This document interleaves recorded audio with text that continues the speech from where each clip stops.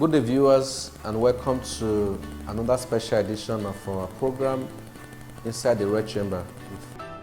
Recently, news got in that some principal officers of the National Assembly specified the Senate were allegedly offered about 100 slots by a major revenue generating agency of the federal government to bring people, kind of recommend people for employment.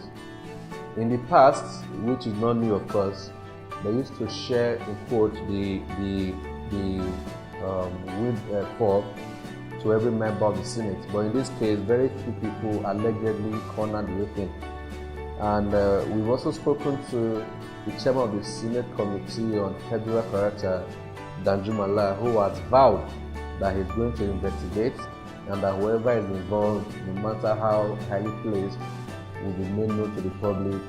And at the era of allowing Nigerians who are graduates to suffer, or for you to know a highly placed person to get a job, must be stopped. We also allege that some agencies of government, although you didn't mention them, were selling slots, employment slots for as high as 1.5 million. And you wonder, for a jobless graduate, where you get that kind of money from.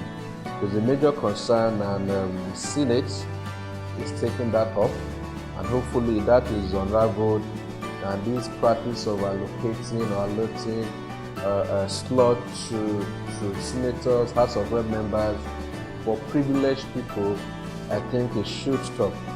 Instead, those who merit certain positions should be the ones to be employed if we are sincere about changing the dynamics of governance in Nigeria. So we will keep you abreast as that event unfolds. Another issue is the budget presentation. If you recall, when the president presented the budget to the joint session of the National Assembly, which is also the shortest we've had in terms of the time, the president made it very clear that he was going to rely heavily on borrowing to fund the budget. And we've also seen a case of an increase in recurrent expenditure of the federal government for almost 5 trillion. And that represents less than 5% of the entire population of Nigeria that will have access to about 40 to 50% of the entire budget. That is not all. From that same budget, they used about 20 to 30% to fund or repay our loans, which we are aware of. So what you have left to fund capital projects in the country is less than 3 trillion. And if we go by the current performance of the existing budget, 2019 budget, which is about 58%, it means we may end up having less than 1 trillion, which in equivalent to dollar is about less than 3 billion naira to fund capital projects for a population of over 200 million. That is reality on ground. And the Senate and the National Assembly in this case, which are currently working on the documents, we don't know if they will scale down certain components and increase the capital component of the budget. We have no idea. But for an assembly that has repeatedly told Nigerians that they want to go on the same page with the executive, it is doubtful they will have the guts to do that. But if it happens, like I told you, we'll be here to keep you abreast. I'll be back shortly to tell you of the last one that is also very important. Stay tuned. Welcome back. The last issue I want to talk about is the presentation of bills in the National Assembly, in this case the Senate.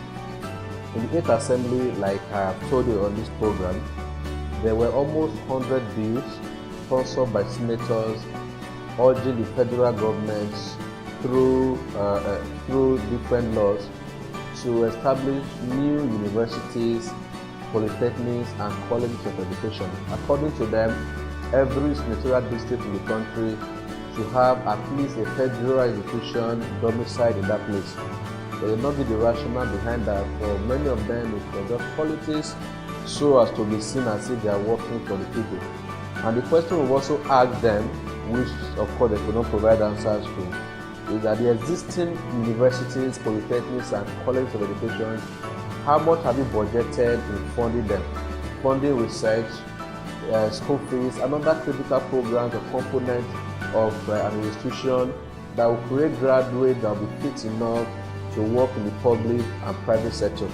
They have not addressed that issue. Instead, we've seen cases where they are turning up bills, creating new universities that the president, as we know, rejected or even ignored over 90% of those bills, urging him to establish new institutions.